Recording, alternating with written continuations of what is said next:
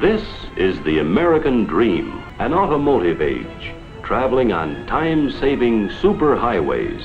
Though we have the greatest highway system in all the world, it can't carry the mounting traffic of our growing greatness. We're running out of roads.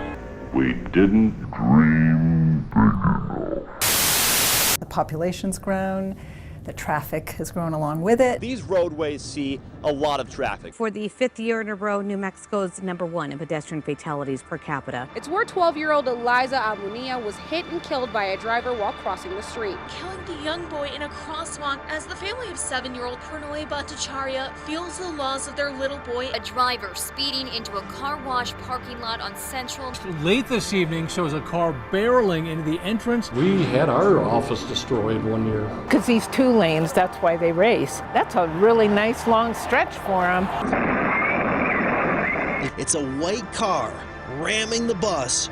Yep, you have to be careful driving the kids over these roads. Well, this is not how staff at a local school wanted to start their week. My son's only in middle school still, and he has to walk every day because we're so close to the school that it would be nice to have sidewalks for him. It's a road many residents say is dangerous for both drivers and pedestrians. People are just not paying attention. They whip right out in front of you.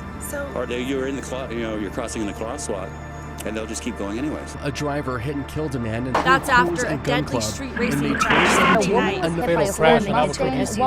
Some people were just... The Vision Zero project aims to eliminate pedestrian deaths here in New Mexico. But just on Wednesday, we saw another fatal crash right in front of their mural. At this rate, more than 80 people will lose their life crossing the street by the end of 2024. These kinds of reports are seen nearly every day in my hometown of Albuquerque, New Mexico. Some people have even begun to accept it as a necessary evil. We're not so different from most cities on the North American continent. Our government made the choice in the mid-20th century for cities to grow around car-centric development.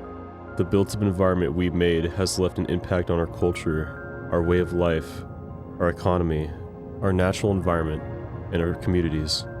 But nowadays it's unpleasant for people both inside and outside of a car. It doesn't matter. We've all learned to grow up as dependent slaves to the car. Like a bunch of sheep! Cost of living, gas prices, home prices, our own health and sanity are all relevant issues that we face in our society today, especially during an election year.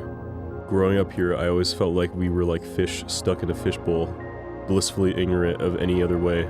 But I recently wondered if it was possible not to have to drive, to have the freedom of not being bound by one option and the cost of owning a vehicle.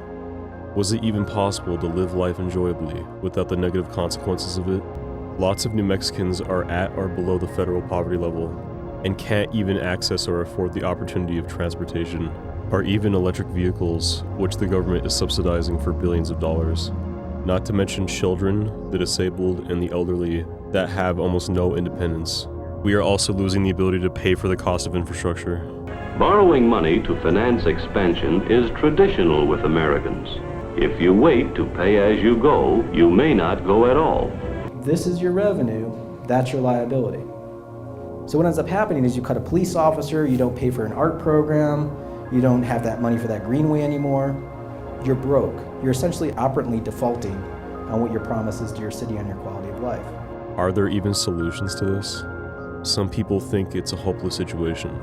Nevertheless, I decided to find out and decided to go car light in possibly one of the most dangerous places on the continent to do so. You think you got it made, so you get a little home in the suburbs. The big dream coming true. But it backfires into a pipe dream.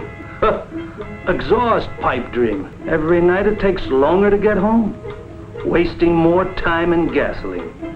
No wonder everybody's acting so nervous. What's a citizen gonna do?